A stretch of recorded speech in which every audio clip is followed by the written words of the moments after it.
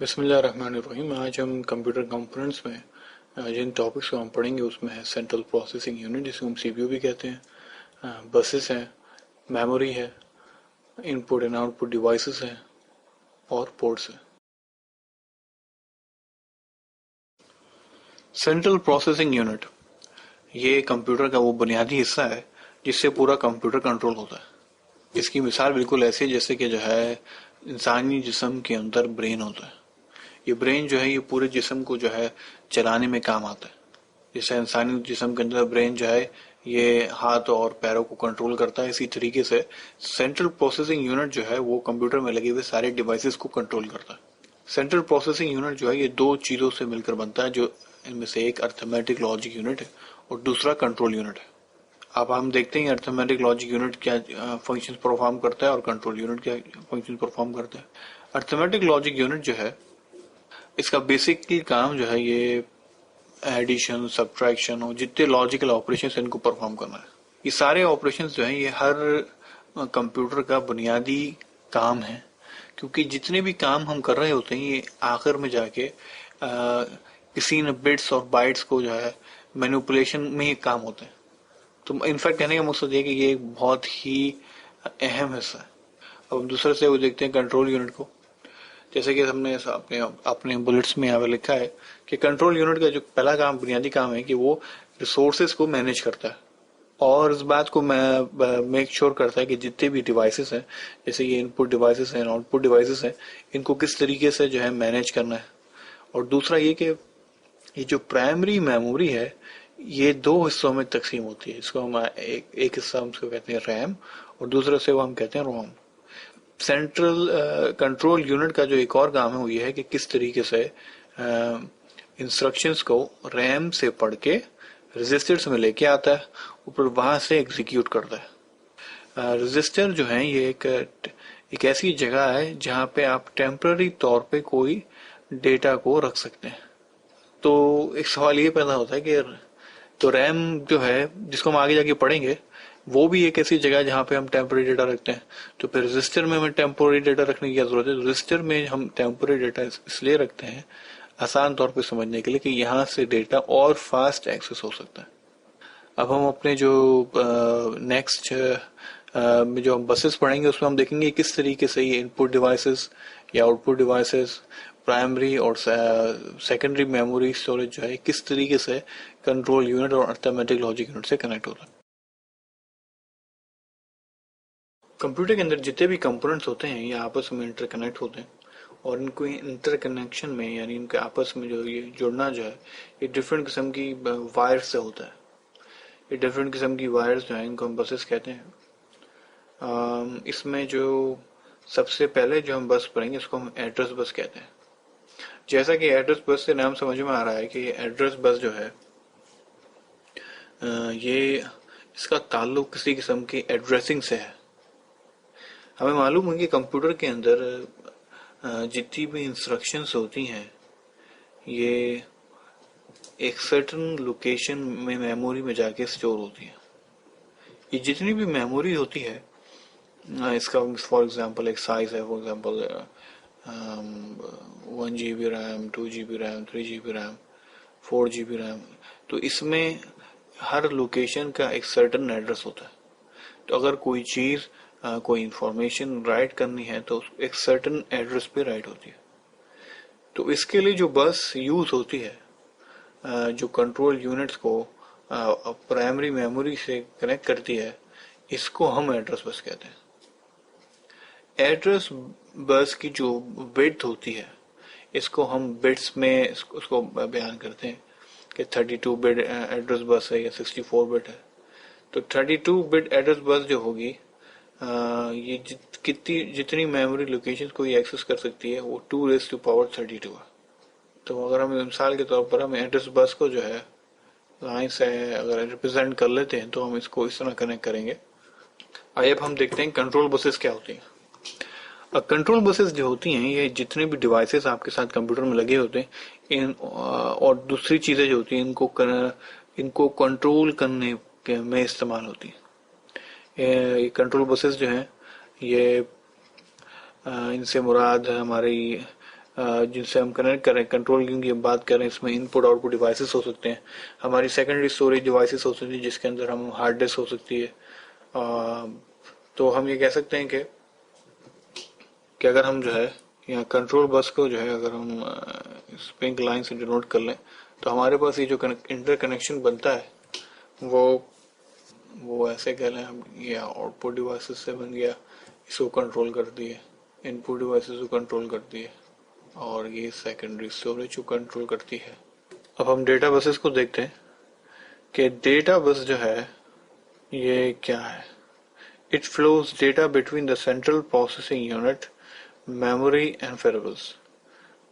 जितना भी डेटा हमारा कंट्रोल हो रहा है सेंट्रल प्रोसेसिंग यूनिट से लेके जितने भी हमारे स्टोरेज डिवाइसेस हैं या हमारे पास इनपुट आउटपुट डिवाइसेस हैं और जो मेमोरी है, ये डेटा बस के थ्रू होती है।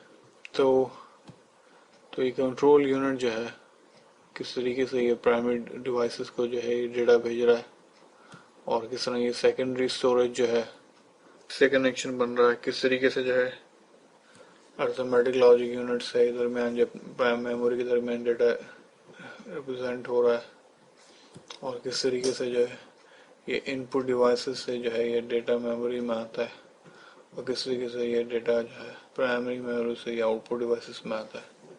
तो ये सारा का सारा क्या है, ये हमारी डेटा बसेस है।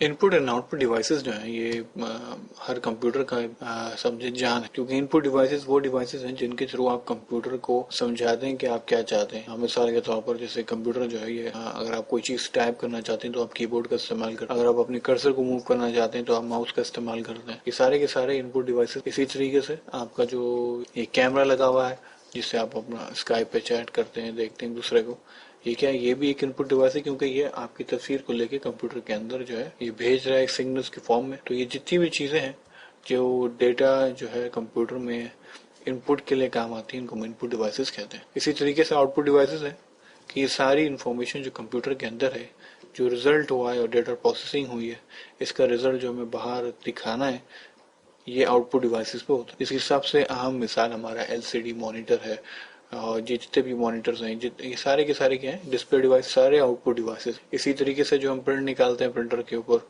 और जो आवाज आती है स्पीकर के ऊपर, ये सारे आउटपुट डिवाइसेस की मिसाल है। इसके बाद जो है हमारा जो चैप्टर हम डिस्कस करेंगे वो आउटपुट डिवाइसेस का आ रहा है, तो वहाँ हम इसको और डिटेल तौर पर देखेंगे। आइए इसके बाद जो है हम इसके नेक्स्ट टॉपिक जो गालिबन पोर्ट्स है इसको देखते हैं।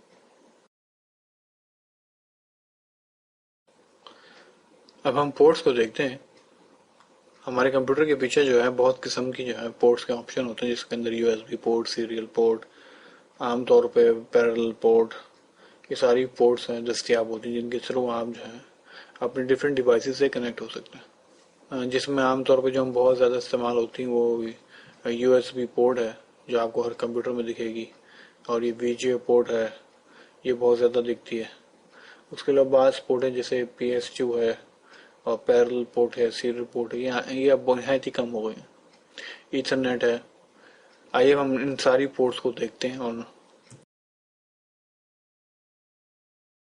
सीरियल पोर्ट, सीरियल पोर्ट जो है ये सीरियल कम्युनिकेशन के लिए इस्तेमाल हुआ करती थी पुराने समय। इसमें एक वक्त में एक बिट ट्रांसफर हुआ करती। यूजुअली इसको मेल कनेक्टर कहा जाता है। इसमें 9 पिन्स होती हैं। और उसके बाद जो है पैरेलल पोर्ट है, इसको फीमेल कनेक्टर भी कहा जाता है, और इसमें 8, 16 और या 32 वायर्स होती हैं जिनके थ्रू डेटा पास हुआ करता। और इसमें ये भी ऑप्शन होता है कि इसमें एक से ज़्यादा भी जो है बिट वो एक साथ ट्रांसफ़र हो सकती थी। सीरियल और पैरेलल पोर्ट जो है ये इनको यूएसबी ने तकरीबन ख़त्म कर दिया, और ये बहुत ही कम वैसे अवेलेबल है, आम सिस्टम्स में ये नहीं मिलती है। जो अब सबसे ज़्यादा आजकल यूज़ हो रही है वो यूएसबी पोर्ट है। मिड 1990s में एक कंसोर्शियम जो है 4 या 5 कंपनीज का ये बैठा, और उसने जो है रिसर्च और डेवलपमेंट के बाद जो है इस पोर्ट को मार्केट में लेके आया। इस पोर्ट की सबसे खास बात ये कि इसमें कई डिवाइसेस एक साथ एक वक्त में एक पोर्ट पे कनेक्ट हो सकते थे, और इसमें जो डेटा ट्रांसफर रेट था ये बहुत ज्यादा। सबसे पहले जो मार्केट में यूएसबी 1 आई, इसमें 1.5 मेगाबिट्स पर सेकंड ट्रांसफर रेट था। फिर 480 मेगाबिट्स था, जो ऑलमोस्ट आपका 60 MB पर सेकंड बनता है। और रिसेंटली जो है यूएसबी 3 लॉन्च हुई है जिसमें 5 गीगाबिट्स पर सेकंड आप ट्रांसफर कर सकते हैं। ईथरनेट, ईथरनेट यूजुअली जो इस्तेमाल होता है ये नेटवर्किंग के लिए इस्तेमाल होता है। आमतौर पर जो नेटवर्क केबल्स हमारे पास होती हैं ये सारी ईथरनेट के उसमें आती हैं। उसके बाद जो IEEE 1394 है ये यूजुअली आपको कैमरा में दिखेगा। जो कैमरा की जो डिवाइसेस होती हैं जिनको आप अपने सिस्टम से हुक करना चाहते हैं उनकी अमूमी तौर पर ये पोर्ट इस्तेमाल होती है। ये high speed high definition transfer के लिए बेहतरीन है पोर्ट कहलाई जाती है। यूजुअली इसमें मैंने आपको कैमराज में डिजिटल ऑडियो वीडियो में और डिफरेंट किस्म की एरोनॉटिक्स एप्लीकेशन में इसका इस्तेमाल होता है। उसके बाद हमारे पास ये PS2 है। ये जो पुराने लोग हैं कंप्यूटर के इस्तेमाल वाले उसको खूब अच्छी तरह पहचानते हैं। ये वो पुरानी पोर्ट्स हैं जिनके जरिए हम जो है कंप्यूटर और माउस को कनेक्ट किया करते थे। अब ये USB पोर्ट्स के इतनी आ गई है कि अब इनका इस्तेमाल तकरीबन खत्म हो चुका है। उसके बाद हमारे पास ये VGA कनेक्टर है। ये VGA कनेक्टर अगर आप सब व्हाट्सएप देखें तो ये सारी वही VGA कनेक्टर है जिससे आपके मॉनिटर्स आपके LCDs आपके कंप्यूटर से कनेक्ट होते हैं। डिजिटल विजुअल इंटरफेस जो है ये बिल्कुल ऑलमोस्ट लाइक जैसा VGA का आपने पोर्ट देखी थी उसी तरीके से ये भी वीडियो डेटा ट्रांसफर के काम आता है। अब जो बाज डिवाइसेस आ रही जैसे कि बाज प्रोजेक्टर्स हैं ये इस पोर्ट्स के थ्रू कनेक्ट हो। इसी तरीके से हमारे पास स्मॉल कंप्यूटर सिस्टम इंटरफेस है। ये वो पोर्ट्स हैं जिनके थ्रू आपका यूजुअली हार्ड डिस्क कनेक्ट होती है। अगर आप रिकॉल करें अपने सिस्टम के अंदर तो ये आपको बहुत ज्यादा दिखेंगी। यूजुअली ये आपकी फ्लॉपी डिस्क और हार्ड डिस्क से मदरबोर्ड को कनेक्ट करती हैं। और फिर हमारे पास ये है tip ring sleeve connector. Tips ये यूजुअली तौर पर जो है हमारे पास माइक को फोन को ऑडियो जैक्स वगैरह को जो है कंप्यूटर से लगाने में इस्तेमाल होता है।